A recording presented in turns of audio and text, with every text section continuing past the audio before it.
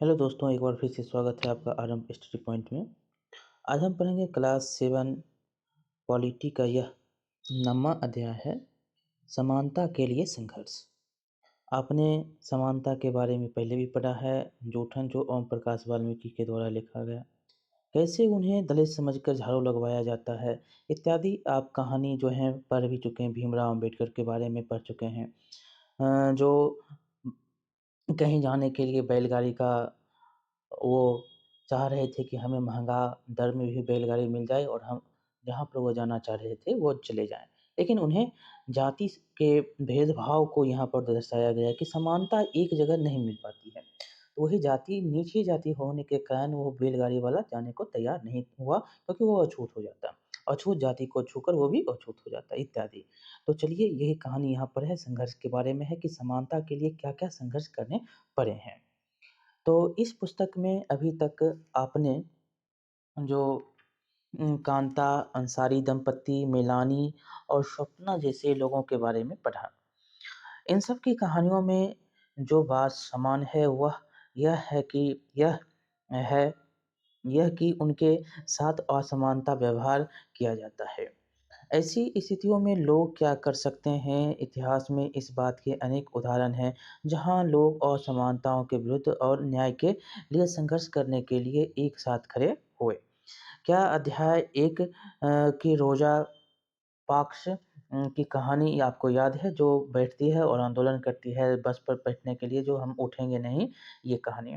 क्या अध्याय 5 में स्त्री आंदोलन पर पढ़े चित्रलेखन के अभ्यास आपको याद ध्यान है? इस अध्याय में आप कुछ ऐसी कोशिशों के बारे में पढ़ेंगे जिनके द्वारा लोगों ने असमानता के विरुद्ध अपनी लड़ाई लड़ी है। देखिए, यहाँ पर जो है पहले दिया गया है कि देखिए क्वेश्चन यहाँ पर जो है उस ये पढ़ेंगे तो ये क्वेश्चन भी बन जाएगा कि मताधिकार की ताकत से क्या समझते हैं? इस पर आप आपस में विचार करिए। तो मताधिकार आप पहले भी पढ़ चुके हैं कि सब जो भी गरीब हो, अमीर हो, सेठ हो, जो भी हो, सभी का मत क्या है? उसका अधिकार है। एक वोट का सभी के पास अधिकार है। वही यहाँ पर बताया भी गया है और क्वेश्चन भी किया गया है। देखिए क्या है, तो भारत का संविधान हर भारतीय नागरिक को समान दृष्टि से देखता है। आप पुस्तक के पहले हिस्से में पढ़ चुके हैं कि भारत जो है कि राज्य और उसके कानून की दृष्टि में किसी भी व्यक्ति के साथ उसकी जाति, लिंग, धर्म तथा उनके अमीर या गरीब होने के आधार पर कोई भेदभाव नहीं किया जा सकता है। देश के हर वयस्क नागरिक को चुनावों के दौरान समान रूप से मतदान करने का अधिकार है। मताधिकार की ताकत के जरिए ही जनता अपने प्रतिनिधियों को चुनती है और बदलती है। आगे है कि मताधिकार के से हमारे भीतर समानता का भाव विकसित होता है, क्योंकि हमारे भी वोट की कीमत उतनी ही है जितनी किसी भी और व्यक्ति के वोट की। लेकिन यह भाव अधिकतर लोगों के जीवन को नहीं छू पाता। आपने पहले के अध्यायों में पढ़ा है कि कैसे स्वास्थ्य सेवाओं में निजीकरण बढ़ रहा है और सरकारी अस्पतालों के लापरवाही वाले रवैये ने कांता, हाकिम शेख और अमन जैसे अत्यंत गरीब लोगों के लिए अच्छी स्वास्थ्य सेवाओं को कठिन बना दिया है। ये वे लोग हैं जो महँगी निजी स्वास्थ्य सेवाओं का बोझ नहीं उठा सकते।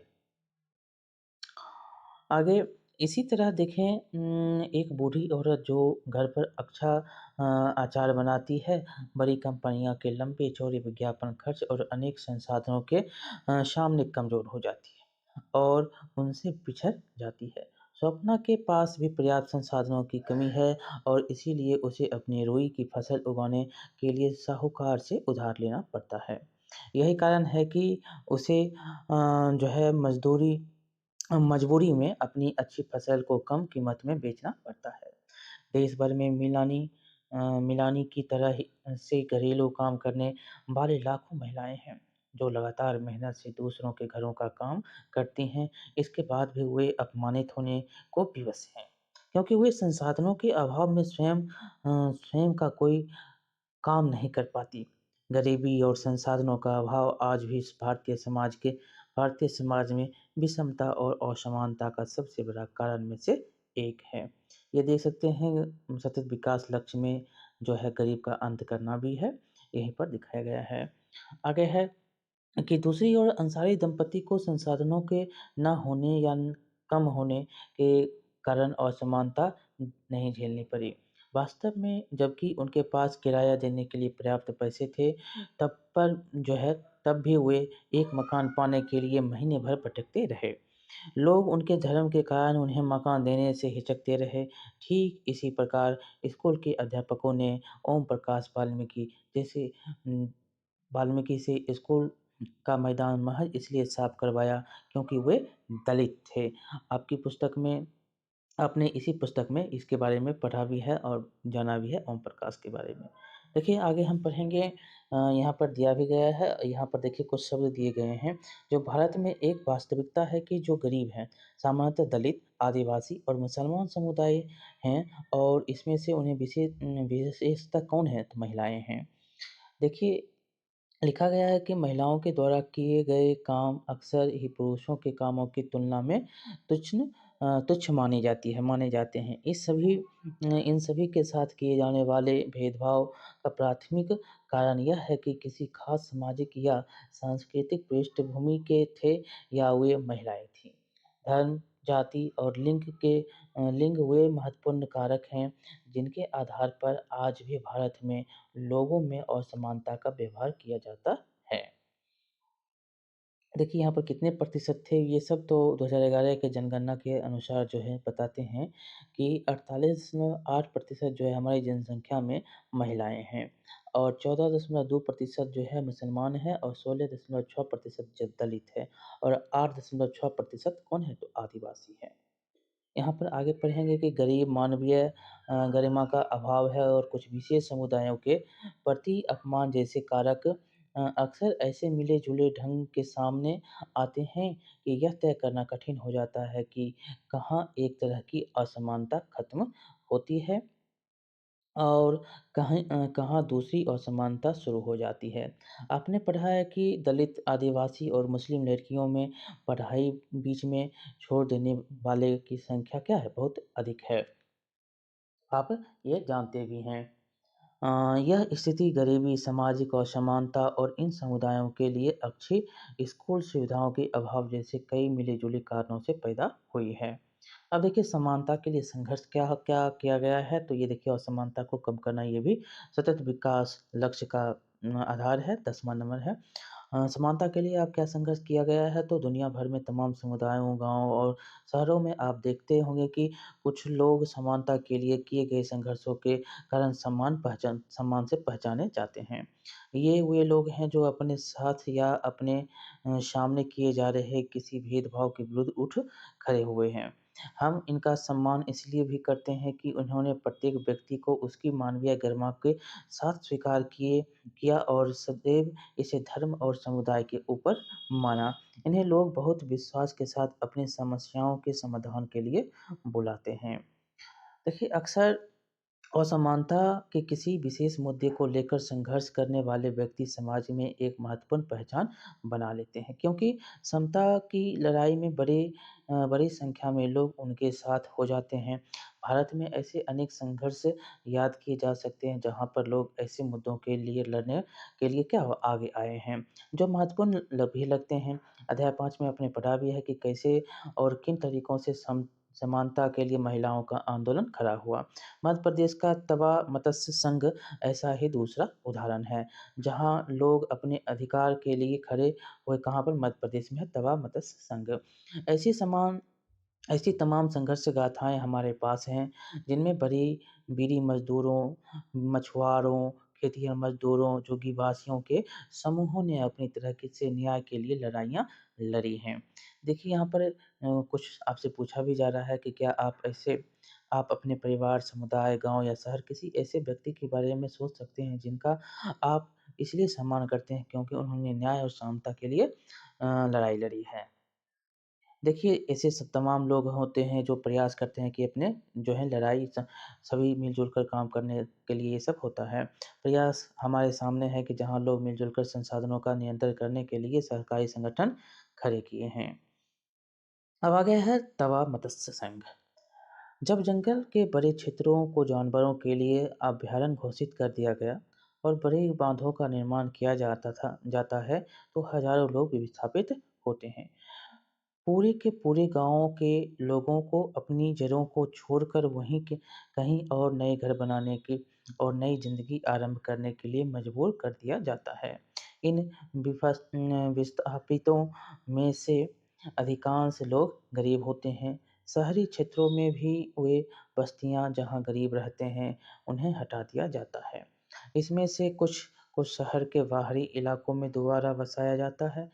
इस सारी कवायद में न सिर्फ हटाए गए लोगों में काम धंधे प्रभावित होते हैं, बल्कि शहर में स्थित स्कूलों से दूर हो जाने की वजह से इन बस्तियों के बच्चों की पढ़ाई की भी अक्सर गंभीर रूप से प्रभावित होती है। वो कैसे पढ़ पाएंगे, ये अब समस्या हो जाती है। लोगों और समुदायों का विस्थापन हमारे देश में एक बड़ी समस्या का रूप ले चुकी है। ऐसे में कई बार लोग संगठित होकर इसके विरुद्ध लड़ाई लड़ने के लिए सामने आते हैं। देश में ऐसे बहुत से संगठन हैं जो विस्थापितों के हक की लड़ाई लड़ रहे हैं। इस अध्याय में हम तवा मत्स्य संघ के बारे में पढ़ेंगे, जो मछुआरों की सहकारी समितियों का एक संघ है और सतपुरा के जंगलों से विस्थापित लोगों के अधिकारों के लिए लड़ रहा है। देखिए, छिंदवाड़ा जिले की महादेव पहाड़ियों से निकलने वाली तवा नदी होशंगाबाद में नर्मदा से मिलने के लिए बैतूल होती हुई आती है। कौन? तो तवा नदी। कहाँ से? तो होशंगाबाद में नर्मदा से मिलने के लिए बैतूल होते हुए वो आती है। कहाँ से निकलती है? तो छिंदवाड़ा जिले के महादेव पहाड़ियों से ये निकलती है। देखिए, तवा पर एक बांध का निर्माण 1958 में आरंभ हुआ और 1978 में ये पूरा हो गया। 20 साल टोटल लगे। जंगल के बड़े हिस्से के साथ ही बहुत सी कृषि भूमि भी बांध में डूब गई, जिससे जंगल के निवासी अपना सब कुछ खो बैठे। इनमें से कुछ विस्थापितों ने बांध के आसपास रहकर थोड़ी बहुत खेती के अलावा मछली पकड़ने का व्यवसाय आरंभ किया। यह सब करके भी बहुत थोड़ा-सा कमा पाते थे। 1994 में सरकार ने तवा बाँध के क्षेत्र में मछली पकड़ने का काम निजी ठेकेदारों को सौंप दिया। इन ठेकेदारों ने स्थानीय लोगों को काम से अलग कर दिया और बाहरी क्षेत्र से सस्ते श्रमिकों को ले आए। ये देख सकते हैं तवा में जो बाँध बना हुआ है और नदी के किनारे बसे हुए लोग। नदी पर बाँध ऐसी जगह पर बनाया जाता है जहाँ बहुत या मात्रा में पानी इकट्ठा किया जा सके। ऐसा करने से एक जलाशय बन जाता है और जैसे-जैसे उसमें पानी भरता है, ज़मीन का एक बड़ा-सा भाग जो है उसमें डूब जाता है। ऐसा इसलिए होता है क्योंकि नदी पर बनाए गए बाँध की दीवार ऊँची होती है और उसमें रुका हुआ पानी एक बड़े इलाके में फैल जाता है। यह फ़ोटो उत्तराखंड में टिहरी बाँध के बनने से डूब में आए इलाके की है। ये देख सकते हैं, ये टिहरी बाँध है, कहाँ पर है? तो उत्तराखंड में है। इस बाँध के कारण पुराना टिहरी शहर और 100 गाँव, जिनमें कुछ पूरी तरह से, कुछ आंशिक रूप से पानी के नीचे समा गए। जो पुराना टिहरी था, पहले जो बाँध था, वो अभी इसमें नया में जो टिहरी बाँध बना है, उसमें वो समा गया है। टिहरी बाँध की बहुत ही कहानी बड़ी है, इसके बारे में हम आगे पढ़ेंगे। जो टिहरी बाँध कहाँ है? तो ये उत्तराखंड में है। पुराना जो था टिहरी बाँध, उसमें 100 से ज़्यादा गाँव, उसके जो हैं रहने की जगह, ये सब जो हैं सभी कहाँ पे? तो पानी में समा गए। लगभग 1 लाख लोग विस्थापित यहाँ पर हो गए थे। अब देखिए, उसको ठेकेदार को दे दिया गया है। उसके बाद क्या होता है, तो ठेकेदार ने गुंडों बुलाकर गाँव वालों को धमकियाँ भी देना आरंभ कर दिया, क्योंकि लोग वहाँ से हटने को तैयार नहीं थे। गाँव वालों ने एकजुट होकर तय किया कि अपने अधिकार की रक्षा के लिए लड़ने और संगठन बनाकर सामने खड़े होने का वक्त आ गया है। इस तरह तवा मत्स्य संघ का नाम के संगठन को बनाया गया और इसी प्रकार जो है तवा मत्स्य संघ बना। अब देखिए नवगठित तवा मत्स्य संघ टीएमएस ने सरकार से मांग की कि लोगों का जीवन निर्वाह के लिए बांध में मछलियां पकड़ने का काम जो जारी रखने की अनुमति दी जाए और मछली जो है हम ही सब पकड़ेंगे इसकी जो है अनुमति दी जाए जीवन निर्वाह के लिए यह मांग करते हुए चक्का जाम शुरू किया गया उनके प्रतिरोध को देखते हुए सरकार ने पूरे मामले की समीक्षा के लिए एक समिति का गठन किया समिति ने गांव वालों के जीवन यापन के लिए उनको मछली पकड़ने का अधिकार देने के लिए क्या किया कि अनुशंसा कर दी। यह देख सकते हैं हड़ताल किया जा रहा है होशंगाबाद यहाँ पर लिखा गया है। 1996 में मध्य प्रदेश सरकार ने तय किया कि बांध के जलाशय से मछली पकड़ने का अधिकार यहाँ के विस्थापितों को ही दिया जाएगा। कब तो 1996 में 2 महीने बाद सरकार ने तवा मत्स्य संघ को बांध में पकड़ने जो है मछली पकड़ने के लिए 5 वर्ष का पट्टा मतलब लीज देना स्वीकार कर लिया और इस तरह 2 जनवरी 1997 को तवा क्षेत्र के 33 गांवों के लोगों के लिए नया साल सही अर्थों में आरंभ हुआ। कब तो 2 जनवरी 1997 में 33 गांव वहाँ पर टोटल बसे हुए थे और इस प्रकार 5 साल का उन्हें पट्टा मिला। सरकार हर जो है साल पट्टी में कुछ टैक्स लगाती होगी इस प्रकार से वह 5 साल का मिला और 2 जनवरी 1997 में यह जो है 33 गांव के लिए नया साल का आरंभ हुआ। अब आ गया है तवा मत्स्य संघ जो टीएमएस के साथ जुड़कर मछुआरे ने लगातार अपनी आय में इजाफा दर्ज किया। इस जो है यह इसलिए संभव हुआ कि उन्होंने एक सहकारी समिति बनाई जो पकड़ी हुई मछलियों की प्रत्येक खेप की उचित कीमत सीधे उन्हें देती है। यह सहकारी समिति इसके बाद की प्रक्रिया में भी शामिल होती है। सारा माल बाजार तक पहुंचाना और वहां की भी उचित मूल्य प्राप्त करना समिति का ही काम है। ये मछुआरे अब पहले की तुलना में 3 गुना ज़्यादा कमाने लगे हैं। तवा मत्स्य संघ ने जाल खरीदने और रखरखाव की ज़रूरत के लिए मछुआरों को ऋण देने की भी व्यवस्था की है। मछुआरों के लिए अच्छी आमदनी प्राप्त करने के लिए साथ-साथ तवा मत्स्य संघ ने इस बात को भी व्यवस्था की है कि जलाशय में मछलियों को ठीक ढंग से पलने-बढ़ने की स्थितियाँ मिलें।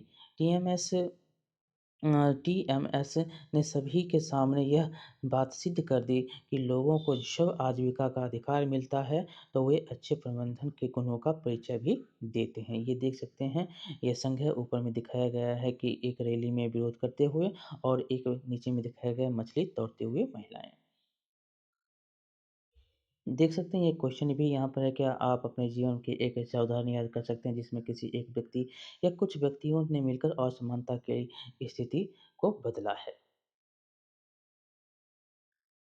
यहाँ प्रस्तुत जो है एक गीत है जो विनय महाराज द्वारा सूचना अधिकार के अभियान में लिखा गया है देखेंगे तो जानने का हक मेरे सपनों को ये जानने का हक रे क्यों सदियों से टूट रहे हैं इन्हें सजने का नाम नहीं मेरे हाथों को ये जानने का हक रे क्यों बरसों से खाली पड़े हैं इन्हें आज भी काम नहीं मेरे पैरों पर मेरे पैरों को ये जानने का हक रे क्यों गांव-गांव चलना पड़े हैं क्यों बस का निशान नहीं आगे है कि मेरी भूख को ये जानने का हक रे क्यों गोदामों में सड़ते हैं दाने मुट्ठी भर धान अन्न नहीं मेरी बूढ़ी माँ को यह जानने का हक रे क्यों गोली नहीं सुई क्यों गोली नहीं सुई दर दवा खाने पट्टी टाँके का सामान नहीं मेरे बच्चों को जानने का हक रे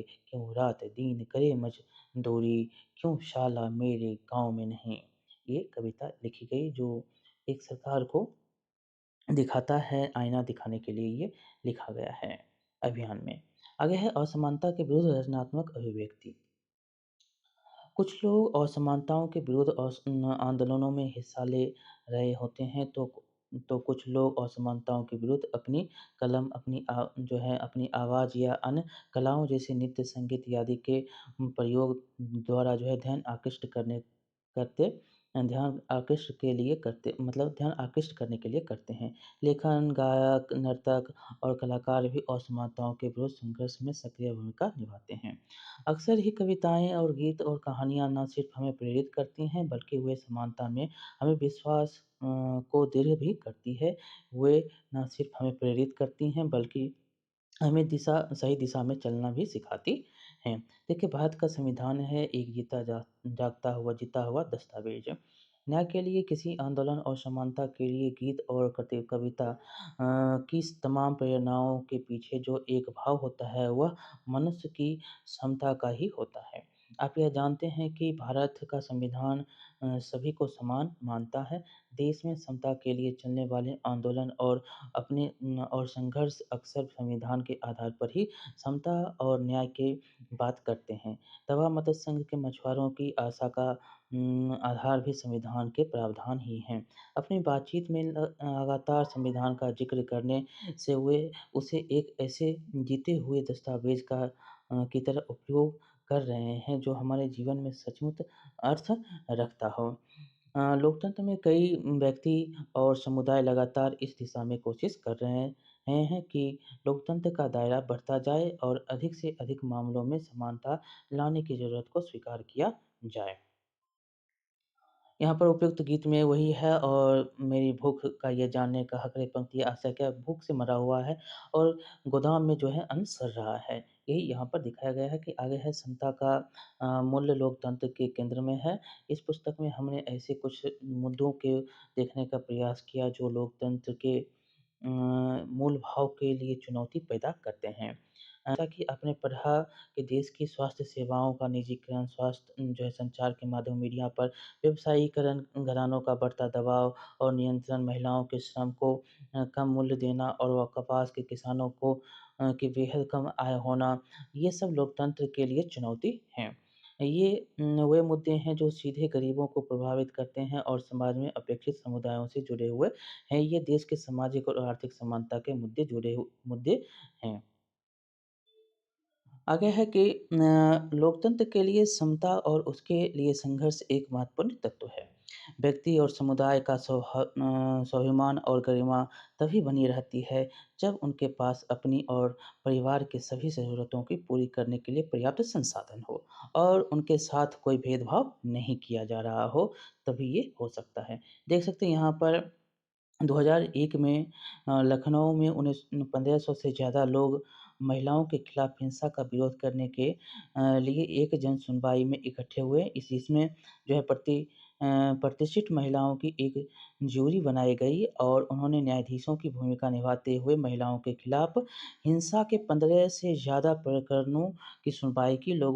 की इस ज्यूरी ने इन जो है इस सच्चाई को उभारने में मदद की कि कानून व्यवस्था में हिंसा के खिलाफ न्याय की मांग करने वाली महिलाओं को कितना जो है कम सहयोग मिल पाता है।